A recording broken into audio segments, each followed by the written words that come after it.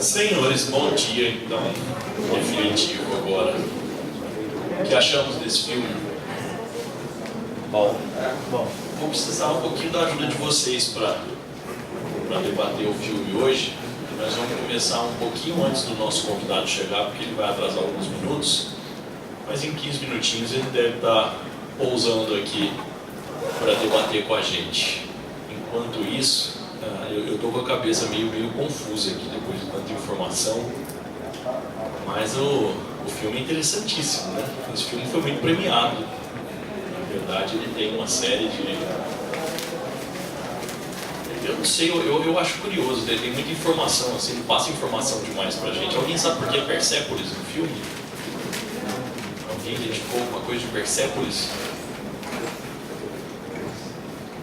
Alguém sabe o que é Persépolis? Persépolis era o nome da capital do Império Persa, né? Curiosamente, o que é o território do Irã hoje, né, principalmente. Então, eu acho que isso representa uma... Existe uma dicotomia aí. Nós estamos falando de um império, um dos maiores impérios que nós já tivemos até hoje, e que, de certa forma, passou por toda essa confusão depois que esse império sucumbiu. Tem uma coisa interessante, nós vamos pautar aqui alguns pontos interessantes no filme, que é a questão da cultura, a questão da globalização, dos direitos humanos, ou seja, tem uma série de assuntos que a gente pode pautar aqui nessa história, a questão da identidade nacional.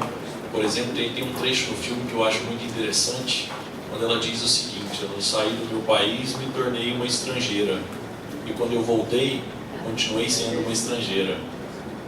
Interessante isso, né? As mudanças, como as coisas acontecem, a geopolítica mundial, como ela interfere muitas vezes nessas organizações.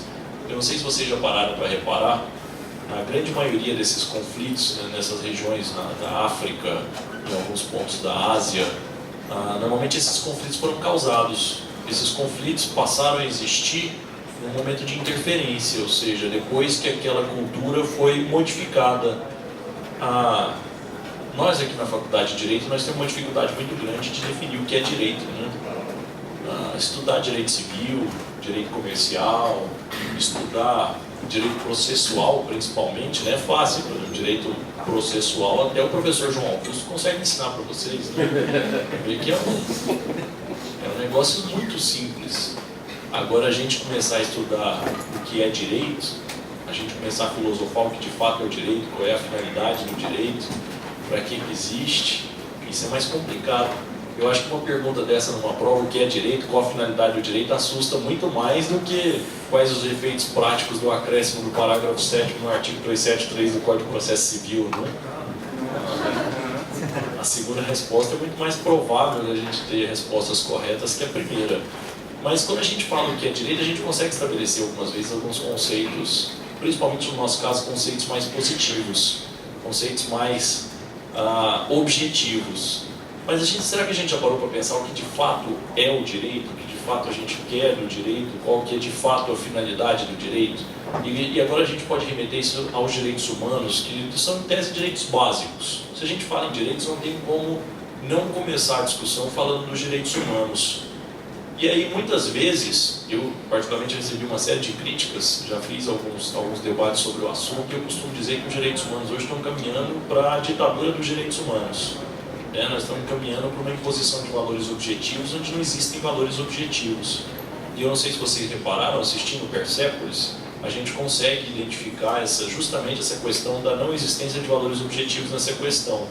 Então, no começo do filme, eles apresentaram um histórico sobre a Revolução Islâmica no Irã.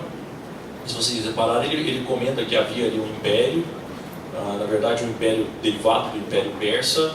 Logo em seguida houve a colocação do Shah no poder, e o Shah ele foi colocado no poder, na verdade, por potências ocidentais. Na verdade, gente, o Shah ele foi um grande contrassenso, porque da mesma forma em que ele fez oposição ferrenha ao Ocidente, ele ocidentalizou o Irã. Então o Shah ele teve ali é um governo muito de pessoalidade, muito mais de pessoalidade do que qualquer outra coisa. Mas, de certa forma, ele trouxe esse conceito de modernização ao Irã. Curioso, né, a gente falar que isso é moderno, o Irã passou a ser civilizado em termos de modernidade. Mas o que é civilidade? O que é ser civilizado? O Irã passou a ser civilizado após...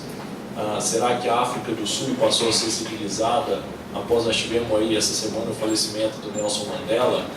E aí a gente para pensar, será que depois da colonização europeia a África do Sul passou a ser mais civilizada?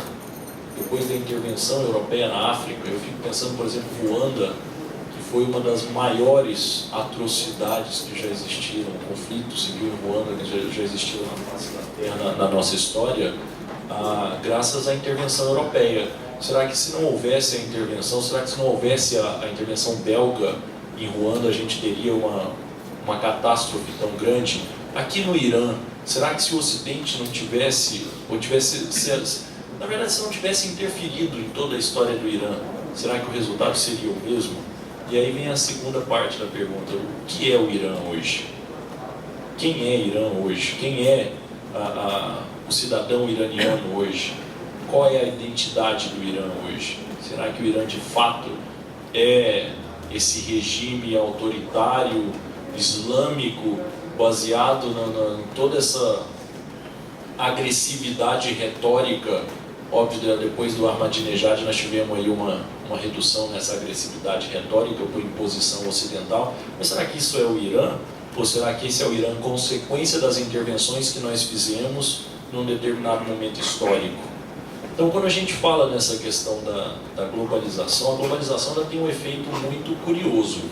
O professor Boaventura de Souza Santos, ele cita na obra dele dois efeitos curiosos da globalização. Ele diz que a globalização tanto leva quanto traz. Então não são só os americanos que influenciam na globalização, eles também sofrem essa influência. Não são só os americanos, e o próprio Persépolis, o próprio filme mostra isso pra gente. Isso é um filme francês, então é um filme ocidental. Eu não sei se vocês repararam, sempre que a gente fala do Irã, tem um efeito gráfico para mostrar o Irã de uma forma diferente da Europa. Vocês perceberam isso? O Irã é sempre preto e branco, a Europa é colorida. Vocês repararam isso no filme? No final. Isso não, em todo momento, o Irã, o tempo todo é preto e branco o filme. A gente mal percebe, isso é quase uma mensagem subliminar, vocês perceberam isso? A gente mal percebe que o filme passou a ser colorido. Não é algo assim que a gente está falando, nossa, o filme passou a ser colorido. Não, ele simplesmente passou a ser colorido. Por quê? Porque a Europa é colorida, a Europa é diferente. Agora percebam que, às vezes, por mais óbvio que pareça o fato da Europa ser colorida, do Irã ser preto e branco, das imposições, olha que coisa absurda, gente. Nós estávamos contrabandeando fita cassete do Bee. Nós estávamos vendendo, traficando disco do Iron Maiden. Olha que coisa, olha que coisa. Uma das maiores bandas que já existiram na face da Terra tendo que ser traficadas. ABBA, como droga. Ou seja, a cultura limitada, o corpo humano limitado. Mas isso é consequência do quê? Eu costumo dizer que toda ação tem uma reação. Todo senso comum traz como consequência algo tão maléfico quanto o contrassenso comum. No caso do Irã, percebam, a Marjan, quando foi à Áustria, ela foi com aquela sensação de que no Irã, em Teherã, as coisas estão limitadas, eu quero liberdade. Quando ela chegou na Áustria, ela percebeu, opa, aqui tem liberdade demais, eu quero voltar para o Irã. Aí quando ela volta para o Irã, ela diz, opa, tiraram mais ainda a liberdade, eu quero a França. Olha que coisa. Mas isso tudo é um movimento de senso e contrassenso, ou seja, de ação e reação. O Irã não conseguiu absorver toda a liberdade ocidental no período do Shah. E eu não estou falando em liberdade política, tá, gente? Estou falando em liberdade cultural, não em liberdade política. Mas em contrapartida, para responder a essa liberdade, estabeleceu uma total falta de liberdade. Ou seja, estabeleceu uma falta de liberdade completa na questão cultural, na questão estética, na questão política, religiosa. A gente pode pegar o grande exemplo hoje de senso e contrassenso, acho que o grande debate, principalmente na nossa sociedade latino-americana, é a questão da aceitação da diversidade. Então, quando a gente fala, por exemplo, da homoafetividade, do homossexualismo, é curioso a gente pensar que até hoje a gente ainda discute isso, né? Isso não tinha que ser pauta de discussão mais. Eu acho que isso é uma realidade posta, concordando ou não. E na minha opinião, ninguém é obrigado a concordar também, mas é obrigado a aceitar como realidade posta. Agora, mesmo a gente discutindo com todos esses dilemas, questão do casamento, dos direitos, olha que coisa absurda, gente, nós estamos discutindo direitos civis. Os direitos civis importam, são direitos privados, importa o detentor dos direitos, não são direitos que trazem essa consequência social como outros ramos do direito público. As consequências sociais nesse caso são mínimas. Mas enquanto isso, lá na África, por exemplo, não sei se vocês sabem, quase 80% dos países do continente africano ainda criminalizam a pederastia, o cometimento de atos homossexuais. Criminalizam. O Irã é um grande exemplo disso. Em resposta a todo esse liberalismo, a todo o que eles consideram libertinagem, a pederastia no Irã é condenada com pena de morte. Condenada com pena de morte. Em resposta, quem sabe? E aí eu volto a dizer, isso é consequência da cultura iraniana ou isso é consequência da nossa intervenção na cultura iraniana? Será que o conflito de Ruanda aconteceria se os belgas não estivessem lá? Vocês já pararam para reparar? A gente nunca presta atenção nisso. Quando você joga uma pedrinha dentro d'água, joga uma pedrinha no lago, o máximo que a gente vê de consequências são aquelas ondinhas, né? Aí a gente nunca para pensar que a hora que você joga aquela pedrinha no lago, um peixe desvia o caminho, as plantas mudam de lugar, aquelas ondas transformam, ou seja, a reação desse microcosmos é muito grande, aquela pedrinha que você lançou, e às vezes lançou fora do lugar. Você não sabe, por exemplo, qual que era o material daquela pedra, como é que a água reage no contato com aquele material. Tudo provoca uma determinada reação. Uma simples pedrinha jogada na água, quem dirá as intervenções geopolíticas. O próprio Iraque, gente, para quem não sabe, o Iraque da maneira que é hoje foi desenhado. O Iraque não é um estado com identidade natural, não é um estado naturalmente posto. O Iraque foi desenhado e depois ainda ampliado. Nós fizemos com que o Iraque tivesse acesso ao mar, ou seja, nós mudamos toda a geopolítica daquela região. Ou seja, aquela região... Deixa eu mudar aqui, porque esse aqui parece que está falhando, né? Aquela região... Esse parece que está pior ainda? Está pior?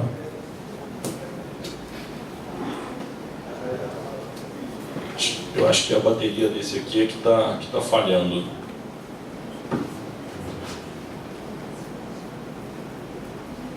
Bom, então toda a geopolítica daquela região foi modificada. E essa modificação causou os grandes conflitos, por exemplo, representações de poder que não eram representações de poder com uma identidade natural, ou seja, representações de poder devidamente colocadas, muitas vezes impostas. Nós tivemos o caso da África do Sul, que foi tão discutido essa semana como grande exemplo.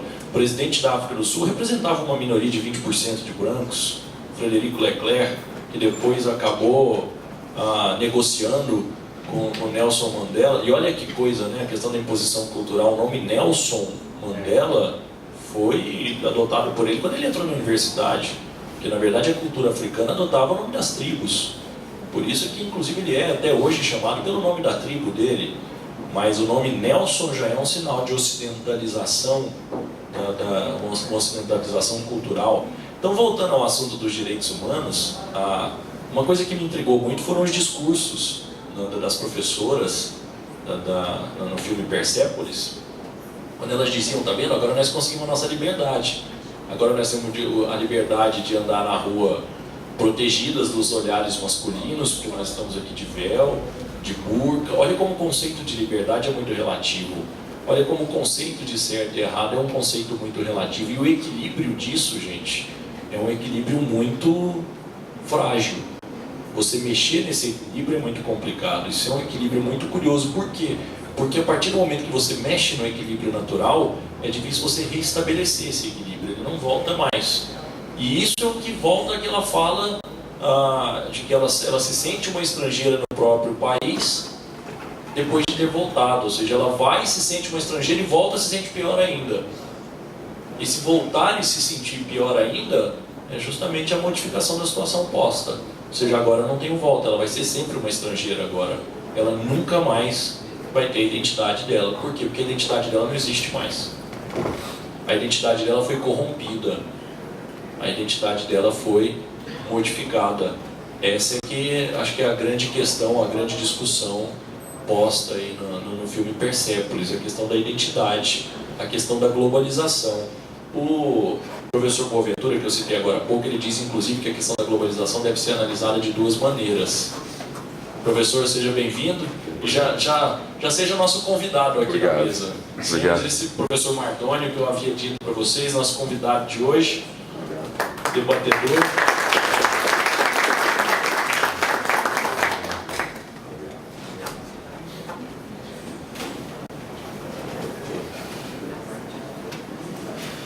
Professor, eu tomei liberdade de iniciar uma discussão e falei para os meninos como é, enquanto a gente assistia o filme, eu tive uma tempestade mental aqui, né? Porque a gente vai assistindo, parece que é tanta informação, o filme ele traz sinais tão pequenos assim que vão... A gente discutia a questão do preto e branco e colorido.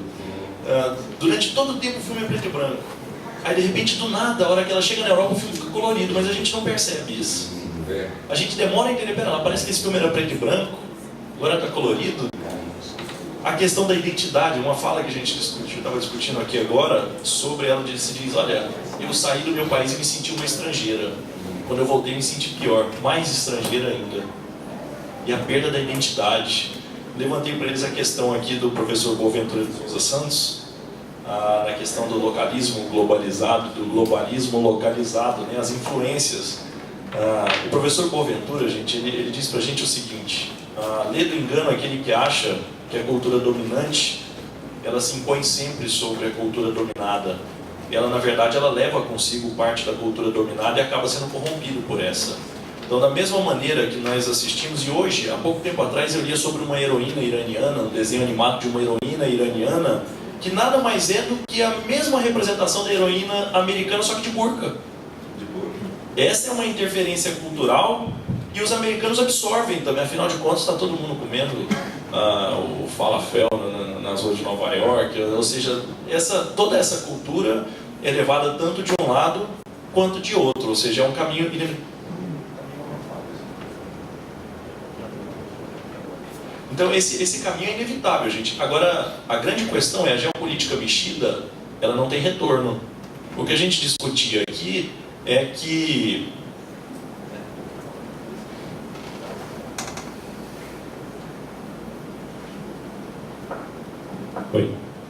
acho que agora melhorou. Eu até levantei a questão do conflito de Ruanda. Será que se nunca tivéssemos interferido na realidade posta em Ruanda, o conflito aconteceria dessa maneira? O Irã, da maneira que existe hoje, seria dessa maneira se não tivéssemos intervido desde a imposição do Shah? Será que a Revolução Islâmica teria de fato acontecido dessa maneira se não tivéssemos intervido lá na época do Império? Ou seja, essa questão das intervenções geopolíticas, dos efeitos, etc. E a questão dos direitos humanos. Essa é inevitável a gente discutir. A tentativa de se objetivar valores que não são objetivos, culturas que têm valores distintos. Os direitos humanos impõem como valor absoluto o que é certo. Ele só não explica o que é certo. Né? Ele só não explica o que é certo. É complicado se a gente pega a nossa base filosófica, ela é uma base, na verdade surge da filosofia clássica, né? Da antiguidade clássica. O Oriente não. O Oriente já vem de uma lógica muito diferente, já vem de um confucionismo, de uma lógica diferente. Então, como impor o certo? O nosso certo é uma realidade que vê um outro certo. Então, isso foi mais ou menos o que a gente levantava aqui do filme. E aí, professor, o senhor se sinta à vontade aí nos próximos minutos para levantar a polêmica, porque nós vamos abrir a palavra. E aqui não tem limites, tá? Não tem limites, não tem pudor. Aqui a gente vai, os meninos têm liberdade. A gente não bota nem só depois no vídeo, eu boto um apitinho, uma censura se surgir alguma palavra imprópria. No mais, sinta-se em casa, professor, à vontade. Posso? Bom dia. Bom dia. Se eu falasse microfone, vocês... Melhor. Obrigado.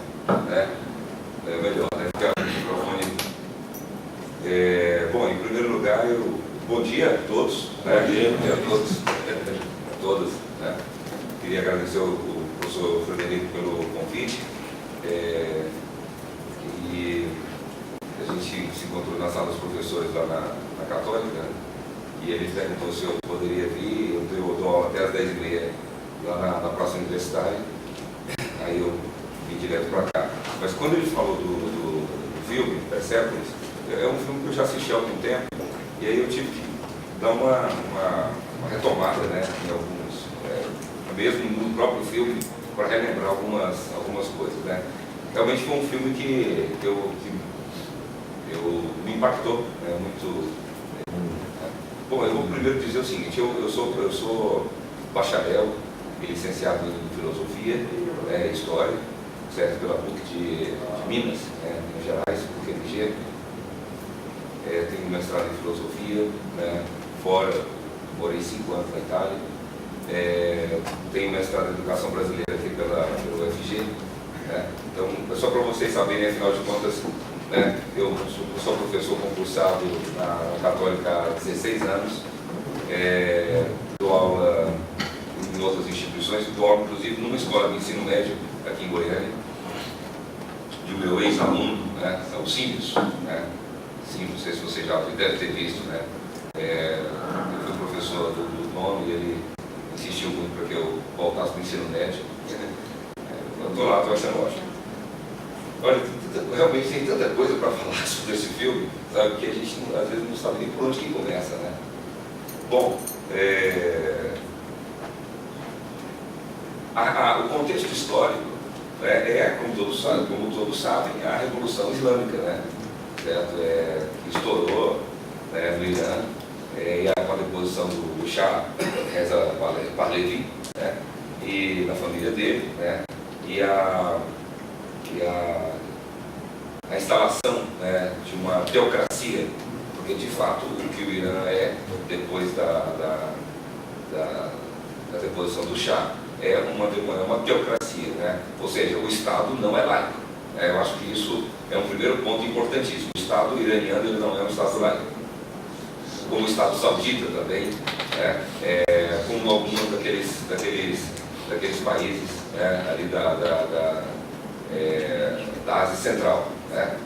O Brasil não era um Estado laico até 1891. Né, certo? Então, acho que isso é importante a gente ter em mente. Essa questão do Estado laico também para nós do Brasil ainda não está muito bem resolvida. Certo? Eu acho que também tem muitos problemas, né, em relação a essa questão da laicidade do Estado atual. Né? Enfim, bom, voltando lá à questão do Irã, eu concordo com o Frederico quando ele diz que, na realidade, porque o Irã, toda aquela região ali do Oriente Médio, Jordânia, Síria, Israel, Líbano, o próprio Egito, que não está geograficamente não está na Ásia, mas está na África, também consequência disso. Aquela região ali, né, do Tigre, do Eufrates, né, o Iraque, o mesmo Irã, toda aquela região, na realidade, aquilo ali era parte do Império Otomano, né, do Império Turco Otomano, que foi derrotado depois da Primeira Guerra Mundial, né, e as potências vencedoras, principalmente a França e a Inglaterra, colocaram um mapa do Oriente Médio em cima da mesa e dividiram entre si, né, ali as influências, né, a Inglaterra e a França. Em função dessa divisão, certo, arbitrária, obviamente, porque era uma divisão que não satisfazia os interesses culturais e regionais das próprias populações locais, mas de interesses geopolíticos das potências europeias, né? Haja visto principalmente a criação do Estado de Israel. Eu acho que a criação do Estado de Israel ela é exemplar para mostrar que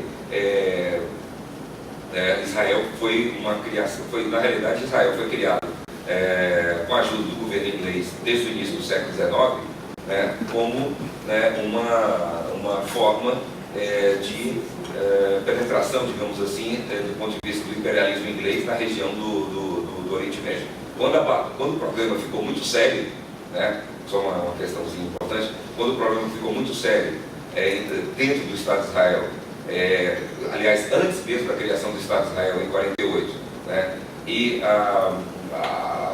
praticamente, né, o mandato britânico naquela região ficou complicado para os próprios ingleses, né, porque eles não conseguiam mais controlar a situação entre palestinos, os problemas entre palestinos e judeus. O que eles fizeram? Eles entregaram a batata quente nas mãos da ONU, que tinha sido recém criada, né, para que o problema fosse resolvido. E não foi resolvido de maneira adequada até hoje, como nós sabemos, né? Enfim, então eu estou falando do exemplo de Israel para a gente perceber, né, que Israel acusa os países vizinhos de serem uma teocracia. Ele mesmo diz que ele não é uma teocracia. Entretanto, né, o critério da cidadania israelense é o fato de você ser judeu, né? Apesar de nós termos israelenses que não são judeus, né? São árabes, né? Mas não são árabes muçulmanos, porque tem árabe também que é judeu. Tem árabes que são judeus que moram no Estado de Israel, possuem cidadania israelense, mas não são, né, judeus, certo? Isso é muito interessante. Então, essa questão de Israel ser um Estado laico, né, como algumas autoridades lá afirmam, é uma questão complicada porque os partidos, né, os partidos ortodoxos, eles têm um peso muito importante, né, dentro do Knesset, do parlamento britânico, né, do Congresso israelense. Mas, posso ficar em pé? Né? Eu acho que eu penso melhor ficar em pé, sei lá. Né? Agora, essa questão essa questão do Irã, né? Eu acho que a primeira coisa que a gente tem que assim, levar em consideração são alguns conceitos, né? Eu acho que alguns conceitos na área da antropologia, para que a gente possa começar o discurso, né? Começar o debate, tá? Então, eu acho que a primeira questão que tem que ser colocada é o seguinte: bom, afinal de contas, o que é cultura? Né? O que é cultura? Né? Então, o que é cultura? O que é uma cultura? Né? Então, às vezes as pessoas falam assim: bom, cultura é ler muito livro, né? Uma pessoa erudita, né? Então eu conheço uma pessoa que lê muitos livros, então essa pessoa é uma pessoa culta, né? Tudo bem, isso, né, é um exemplo de cultura, tudo bem. Um outro exemplo de cultura é uma pessoa que sabe obedecer às regras de etiqueta à mesa. Ela sabe qual é o garfo do peixe, o garfo da carne, né, vermelha. Ela sabe o que é o copo de vinho, qual é a taça da água, né? Então, uma pessoa que sabe regras de etiqueta é uma pessoa culta. Uma pessoa que viaja muito, né? Uma pessoa que viajou muito, conheceu vários países, então diz que essa pessoa é uma pessoa que tem cultura. Também isso é uma forma, né, de denominação. Uma outra coisa, um poliglota, uma pessoa que sabe falar muitas línguas, também também uma denominação, né, de pessoa culta. Mas no sentido de cultura que nós estamos aqui nos referindo, que eu quero me referir, é no sentido antropológico, né? No sentido antropológico, ou seja, o sentido de cultura aqui ele é muito mais largo, é muito mais amplo, é muito mais profundo, né, do que essas denominações culturais que eu acabei de dizer. Então, cultura no sentido antropológico, e aí eu me baseio no Roque de Barros da Araia, né, que é o ex-professor, inclusive, lá da Católica, um colega nosso, que escreveu um livro, né, muito interessante, didático, né, cultura, um conceito antropológico, né, e ele vai dizer o seguinte: bom, cultura é tudo aquilo que eu acabei de dizer agora e muito mais, né? O que significa isso? Sim, a grosso modo, é tudo aquilo que um povo, né, criou, né, produziu em termos materiais e não materiais, e que durante um determinado tempo e que é transmitido de geração a geração através da educação, né? Então, o que é, por exemplo, a cultura material? A forma como nós construímos as nossas casas, a forma como nós nos vestimos, a forma como nós nos alimentamos, né? Então, isso é cultura material. A cultura não material são os valores, né? A religião, né? Os costumes, né? Mas que fazem parte intrinsecamente da identidade, né, de um povo, da identidade de uma nação, né? Nação aqui é diferente de Estado, tá? Muito bem. Então, se cultura é toda a produção material e não material de um povo, né, produzida durante um determinado tempo e transmitida através da geração pela educação, bom, então nós podemos afirmar, né, sem sombra de dúvida, e a realidade o demonstra, que nós temos, desse ponto de vista, várias culturas no mundo, né? Várias culturas no mundo. Nós temos uma cultura aqui uma cultura iraniana, nós temos uma cultura japonesa, uma cultura chinesa, uma cultura dos índios Yanomambis, que tem aqui, né, no interior da Amazônia, etc. Né? Mas a questão é a seguinte: muito bem, então nós temos culturas, nós temos então esse conceito, nós temos então várias culturas. Um professor, inclusive meu, me dizia assim: Mardoni, né, uma cultura, na realidade, é uma resposta diferente para as mesmas perguntas que os seres humanos sempre se fizeram, né, no decorrer dos tempos. Né? Que perguntas são essas? O que comer? Onde morar, o que se vestir, como se proteger do frio, como se proteger do calor. São perguntas básicas que todos os seres humanos se fizeram em todos os tempos, em todos os lugares, né? Desde que a nossa espécie rasteja nesse planeta.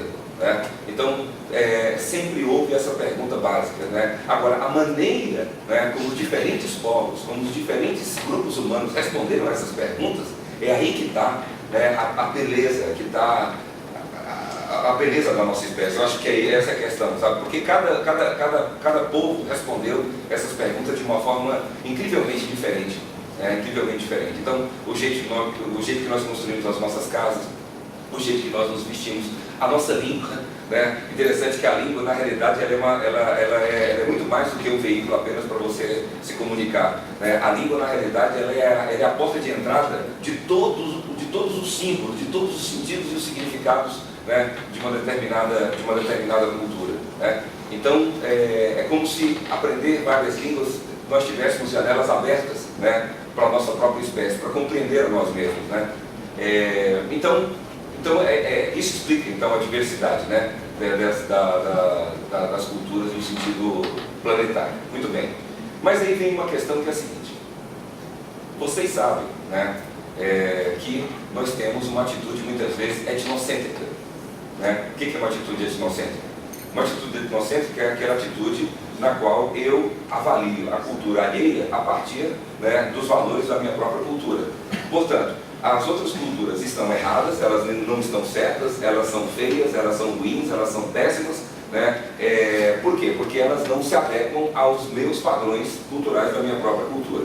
Então, na medida em que elas se tornarem iguais a mim, né, comer o que eu como, vestir como eu me visto, né, se comportar como eu me comporto, então elas estão certas e elas são bonitas. Né? Na medida em que elas forem diferentes de mim e eu não aceitar essa diferença, elas são feias, elas são ruins, elas são péssimas. E muitas vezes, né, essa diferença ela se torna tão ameaçadora para essa pessoa, né, que avalia as outras a partir do padrão da sua própria cultura, que nós podemos cair, né, no xenofobismo, né, ou na xenofobia, né, que é, né, aquela aversão, né, ao estrangeiro, como se tudo aquilo que fosse estrangeiro se constituísse numa ameaça, né, à minha própria segurança. Então isso aconteceu e acontece, né, na história. A chegada dos portugueses no Brasil e o massacre em relação aos indígenas, né, a questão, por exemplo, do nazismo, né, que em função dessa tentativa de homogeneizar a qualquer custo, né, a cultura baseada nos valores alemães, ou principalmente de uma suposta raça, né, pura, né, que era a raça ariana, perpetrou esses massacres que todos nós temos conhecimento. Né? E assim, na história, a matança dos Hutu e Tutsi, que o Frederico acabou de dizer, né, lá em Ruanda, né, é um exemplo disso. Então nós temos essa atitude etnocêntrica, né, que é essa intolerância em relação àquele outro que é diferente. Muito bem, esse é um polo. Tá? Do outro lado, né, eu tenho nós temos o extremo oposto, que é o seguinte: não, então não vamos cair no etnocentrismo, né, porque isso é nocivo, isso é ruim, isso é péssimo, e todos nós concordamos, né, que você não pode avaliar o outro a partir da sua própria cultura. Tudo bem, beleza. Mas aí nós podemos cair no extremo oposto, né, que nós chamamos, ou que a gente tem na literatura antropológica como relativismo cultural. O que é o relativismo cultural? É o seguinte: bom, cada cultura tem a sua forma de falar, os seus costumes, tem os seus valores, tem a sua própria religião, né, tem os seus hábitos, enfim, né, muito bem. Então, né, se cada cultura é um mundo em si mesmo, é um universo em si mesmo, né, então nós não podemos ter um método cultural, nós não podemos ter né, uma tábua de valores a qual nós possamos lançar mão para julgar, né, as outras culturas, porque todas as culturas não podem ser julgadas por algo externo a elas mesmas, ou seja, elas só podem ser julgadas no interior delas mesmas, e não a partir de algo que esteja fora dela. Então, nesse sentido, é aquilo que o Frederico colocou bem claro, essa questão, por exemplo, dos direitos humanos. Alguns países não aceitam a Declaração Universal, né, dos Direitos Humanos, porque afirmam, né, que, na realidade, por trás dessa aparência de universalidade, se escondem valores tipicamente ocidentais, né? Abre parênteses, Estados Unidos, né, e Europa, né, o mundo ocidental. Então, são valores ocidentais que são, digamos assim, travestidos, né, pela denominação de universalidade. E esses valores, esses chamados direitos universais, supostamente querem impor, né, determinados padrões de comportamento para outros povos que não comungam desses valores, como é o caso da democracia, por exemplo. Vamos pegar um valor. A Declaração Universal dos Direitos Humanos aponta a democracia como um valor universal. Porém, alguns países não aceitam, né, a democracia como um valor, né, chamado universal. Bom, e aí? E aí? Então, por exemplo, então quer dizer, vocês sabem que lá na Etiópia, né, na África Oriental, principalmente na Etiópia, no Burundi, as meninas, quando chegam à idade de 7 anos, elas são castradas, certo? Eu assisti um filme uma vez, né, da televisão italiana, rádio televisão italiana, né, mostrando como que eles fazem isso. E eles fazem isso no interior mesmo, na zona rural, né, da Etiópia, e cortam a clitóris da menina com faca, com um pedaço de lata, caco de vidro, né? E depois, né, e é um horror, parece uma cena de filme de terror, né? Porque abre a perna, né, e cortam. E em alguns casos, além de cortar, eles costuram os lábios vaginais, né? E deixa o orifício apenas para o sangue menstrual e a urina, né? Então, quer dizer, eu falando dessa maneira, exatamente como acontece, né, eu sei que isso é chocante. Então, por ser algo típico e específico, então, da cultura etíope ou da cultura lá daquela região, nós não podemos, então, emitir nenhum juízo de valor, porque isso diz respeito a algo próprio e específico daquela cultura. Muito bem. Nós não podemos falar absolutamente nada, não se pode dizer nada, não se pode fazer nenhum juízo, não pode se dizer que é certo ou que é errado, enfim, né? Como é que fica essa questão, então? Né? Então, eu acho que aí, dentro desse preâmbulo, digamos assim, né, eu acho que aí a gente pode ver, então, afinal de contas, o que é essa questão aí? Eu não sei se você acompanhou, eu vou usar o microfone, porque eu não sei se você acompanhou o caso daquela índiazinha aqui, eu não me lembro que tribo era, que eles tinham costume, quando nascia deficiente, eles matavam o índio. E aqui nessa tribo, a menina nasceu deficiente, tentaram matar ela, acho que por 11 vezes, e nas 11 tentativas ela sobreviveu. E um grupo de missionários franceses que se encontrava na tribo, literalmente sequestrou essa criança e trouxe para Goiânia, inclusive. A criança está aqui em Goiânia, queimaram a menina, tocaram fogo nela. O ritual original era estar capada. E ela não morreu nas 11 tentativas. E agora a tribo exige o direito, porque inclusive os pais foram embora da tribo porque ficaram envergonhados, porque não conseguiram matar a criança. E agora o conflito está aí até onde o nosso direito pode ser aplicado em cima dos valores daquela tribo e etc. Quem é que está certo, quem é que está errado nessa história.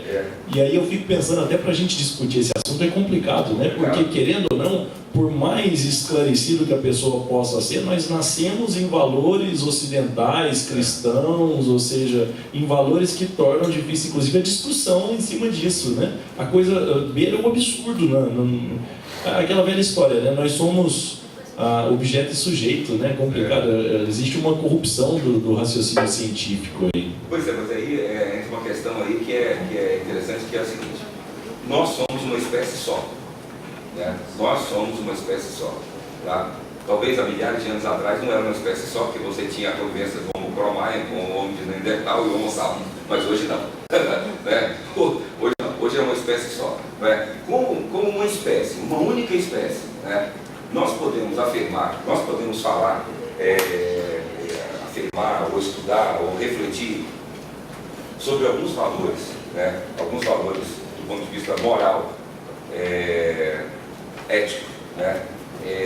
Que independentemente da cultura que os indivíduos estão, independentemente dos países onde eles se encontram, independentemente da religião que sejam. Esses valores são comuns a toda espécie, né? Esses valores são... Nós podemos colocar a reflexão nessa direção, né? Por exemplo, valores, nós podemos afirmar o seguinte, olha, são valores morais comuns a japoneses, ingleses, chineses, índios, yanomamis, brasileiros, franceses, né? Americanos. Existem determinados... Nós podemos falar de determinados valores comuns a todos os seres humanos, né? Mesmo reconhecendo, né, a diferença que existe entre os grupos humanos do ponto de vista da questão cultural. Eu acho que é uma questão aí para ser colocada, né? Para ser dita, né? Agora, não sei, o que você... Eu acho que seria bom e vocês também. A gente fica falando demais. Não vai ficar calado, né? Falou. Pode, vou falar. Deixa eu levar isso, senão na filmagem lá sai muito baixo. Está meio formal, né? Tem que ser microfone mesmo. Bom dia a todos. Meu nome é Jorge Calil, professor. Fiquei primeiro, no começo não chamava muita atenção o filme, mas depois foi chamando a atenção. Discuti com meus colegas aqui e falei assim, nós começamos a nos interessar, né? Pelo filme, pela história. Eu tenho origem libanesa, né, árabe, sou libanês por direito à nacionalidade, requerida e já concedida. Meus filhos também, fazendo perpetuar essa tradição, inclusive a cultura, né? E eu penso o seguinte, que o que acontece com o Irã, está acontecendo hoje na Síria, tentativas ocorreram no Líbano, no Iraque também, igual um Iraque formado, que desformaram, desfiguraram e agora não sabe mais o que vão fazer, porque quem mexeu saiu, ou está saindo de fininho para deixar o Iraque do jeito que eles quiserem resolver lá. Eu acho que teocraticamente uma disputa entre sunitas e xiitas, um com a ajuda do Irã, outro com a ajuda da Arábia Saudita, um porque a Arábia Saudita é sunita e o outro porque é xiita, né? E aí essa bagunça que virou, essa interferência na cultura, no jeito de rezar, no jeito de acreditar em Deus, de se reverenciar a Deus, porque um cruza os braços, os outros colocam as mãos para baixo, né? Todos eles rezam 5 vezes por dia, mas cada um da sua forma, e estão querendo eliminar um outro por questões teoculturais, imagino eu, né? Mas a questão do Irã em específico é uma interferência naquela época, quando caiu, como você disse, o Shah, e que também não resolveram. Aí endureceram demais, eu não sabia até que ponto, e aí a menina foi, voltou, né? Você viu que ela saiu, mas ela queria voltar para a origem dela de novo. A origem dela estava sendo ainda modificada, ela não entendia as questões. Uma coisa, ela podia ter vários homens, e a avó falou, não, eu cansei do primeiro homem, há 50 anos atrás, você pode escolher outro, não é problema. Porque é um monte de bagunça, assim, direitos humanos, interferência na cultura. Igual nós estamos aqui, igual você falou o negócio da menina, da índiazinha. Se ela tivesse, se o Estado indígena fosse separado do nosso, nós não íamos interferir nisso, é o problema deles. Mas aconteceu que trouxeram a menina para cá, aí a gente falou, como é que faz uma barbaridade dessa? Como é que lá onde você citou, que na Etiópia, mas isso acontece no Estado Islâmico também, né? Você ficou sabendo? Você teve notícia do médico que veio para São Paulo para fazer isso também? Não. Teve um médico que veio para São Paulo de um clã sunita muito radical, veio para São Paulo, alguma coisa bem restrita, e vazou a notícia que ele estava vindo para fazer esse tipo de procedimento como médico.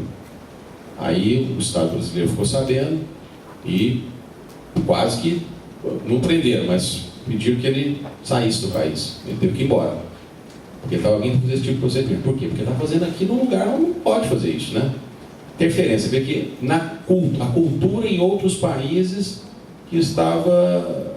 A cultura de um outro país tentando interferir na cultura daquela mesma origem dentro de um outro país. Aí já ultrapassa os limites de fronteira, direitos, etc, etc. Eu estou falando assim um pouco misturado, Frederico, mas é porque é uma mistura, igual você falou, informação demais e a gente fica assim assustado, né? Com o que acontece no mundo e com o que a gente acha e acredita que é certo aqui.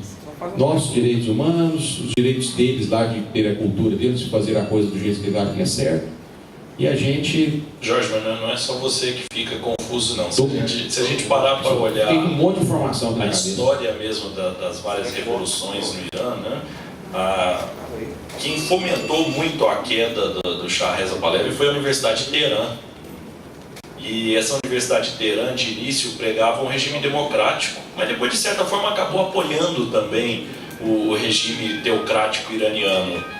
Mas logo em seguida, na época do Ahmadinejad, era a própria Universidade de Teherã também que lutava contra o regime dos ayatollahs.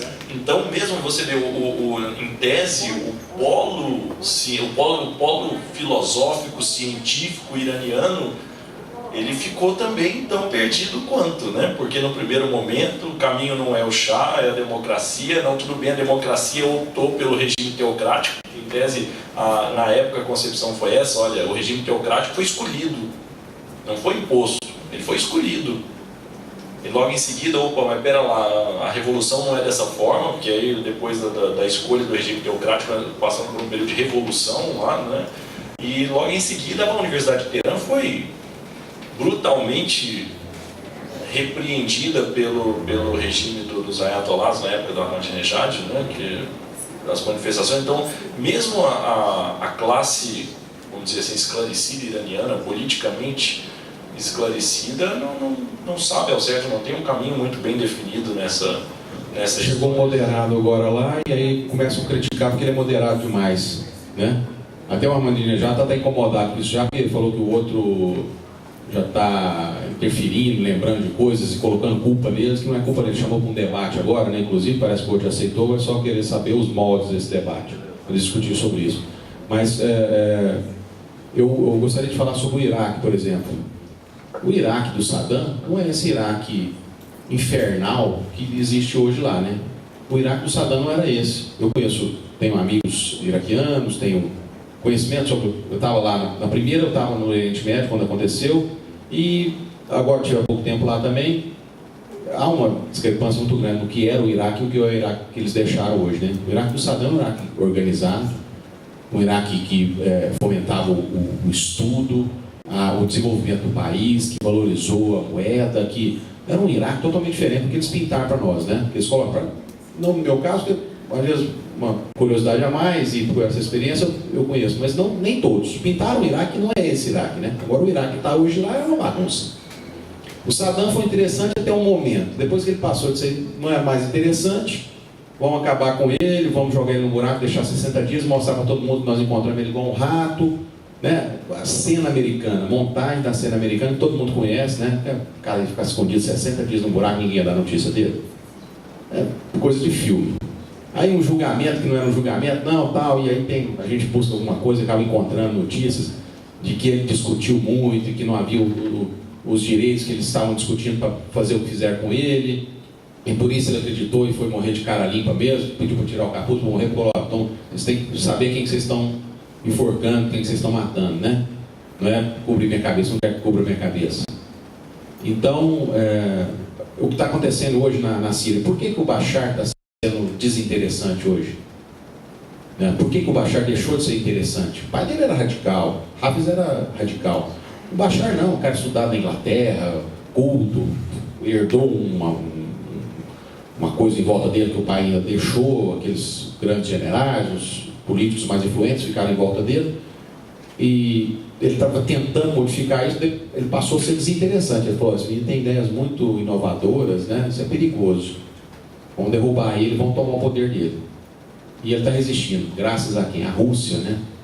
Porque se não fosse essa interferência da Rússia, que pela primeira vez na história eu vi um país bater a mão na mesa, vamos falar outra expressão aqui, colocar outra coisa na mesa, e falou, não vai ser dessa forma, não vai ter bombardeio, não deixa eles resolverem. Para de fomentar. Quem está fomentando? Todo mundo sabe. De novo a Arábia Saudita. Concorda comigo, professor? Está fomentando porque é desinteressante para ela. Assim como foi no Iraque. E essa influência, a influência americana, no mesmo caso, quando você falou, criar o Estado de Israel, Inglaterra tinha interesse, não deu conta de resolver o problema, jogou na mão dos Estados Unidos. Os Estados Unidos têm tentado por vários governos, vários presidentes vão tentar. Só tem uma solução, imagino eu. Você criou um Estado, cria o outro, fomenta ele, ajuda, divide, fala, gente, você se cuida aí, cuida, cada um do seu país, cada um do seu Estado, cada um do seu povo.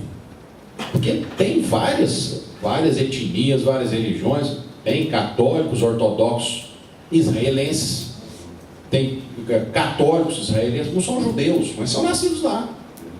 Tem palestino católico ortodoxo, tem palestino católico, tem protestante, tem evangélico, tem qualquer coisa você imaginar. Só que ninguém fica nem sabendo, não. Um é judeu, o outro é árabe, um é radical pra caramba, o outro também. Os rótulos. Rótulos, né? Então, dentro dessa bagunça toda, eu só queria colocar assim, esse monte de coisa também, professor, e parabenizar. A hora que você falou, eu fiquei aqui, estava vidrado escutando você falar, que eu falei, não, é interessante saber que tem alguém que tem uma óptica diferente do que acontece nesse contexto todo, cultural, religioso, teocrático, né? Que a gente possa discutir, ouvir. Eu estou aqui para te ouvir mais, falei demais. Obrigado, viu? Acho que é isso que eu fiz, né? Para a gente fazer esse... Eu escutando o Jorge falar, eu fiquei pensando aqui, lembrando que o que ele falou do Saddam, eu escuto muita gente, acho que me lembrou um pouco Getúlio Vargas aqui. E aí eu fico pensando como o Brasil era organizado, educação e etc. Mas aí me vem uma perguntinha lá no finzinho do capítulo, assim, a custo de quê? Qual que é o custo dessa organização? Porque o ser humano não é naturalmente organizado. Então essa organização posta, ela é posta sob qual custo? Porque no caso do Getúlio, né, ele tornou a Constituição, né, que foi a de 37, que foi ditatorial, autoritária, arbitrária. Mas, por outro lado, né, ele contribuiu para o crescimento industrial do país, né, organizou a educação pela primeira vez na história, criou pela primeira vez na história o Ministério da Educação, criou o sistema SESC, Senai, né, com a ajuda da Fiesp, a CLT que ele trouxe inclusive do Estado fascista, de Mussolini, o sindicato, embora, né, ele tenha submetido a direção do sindicato à homologação dos nomes dos diretores ao Ministério do Trabalho, né? Ou seja, com uma mão ele abria e a outra ele fechava, né? Ele fechava. Então, é possível crescimento econômico, é possível crescimento industrial, é possível bem-estar social apenas com um governo arbitrário, é possível construir uma sociedade. Vamos pegar o caso dos chineses. Né? Os chineses, vamos pegar o caso dos chineses, eu acho que é muito interessante, porque assim, a gente está chegando a uma conclusão, né, que, por exemplo, para a população chinesa, de uma maneira geral, enquanto eles tiverem um carro bom na garagem, se eles tiverem um carro bom na garagem, tá?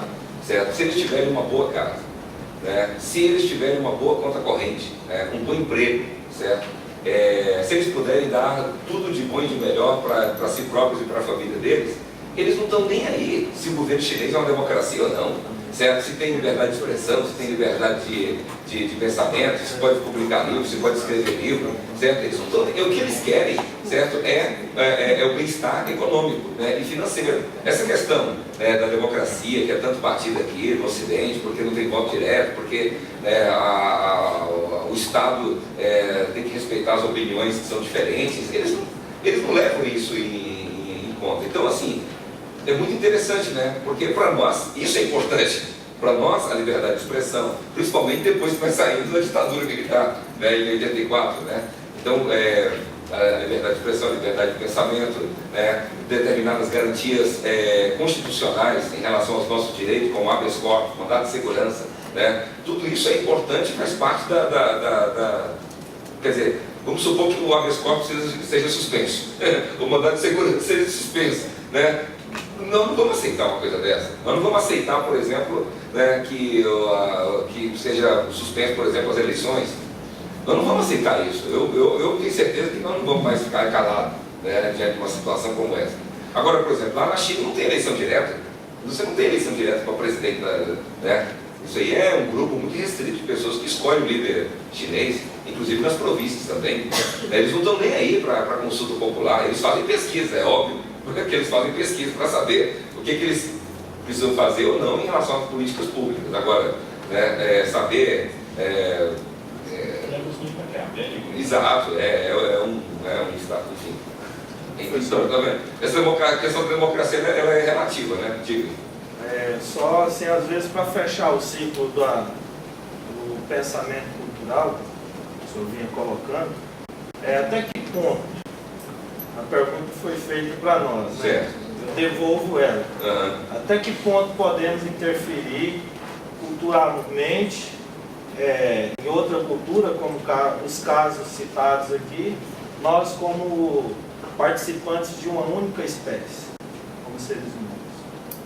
É uma pergunta que eu fiz, né, e não é uma pergunta retórica, né, porque a pergunta retórica que você faz, você mesmo responde. Eu fiz porque, sinceramente, eu não sei a resposta.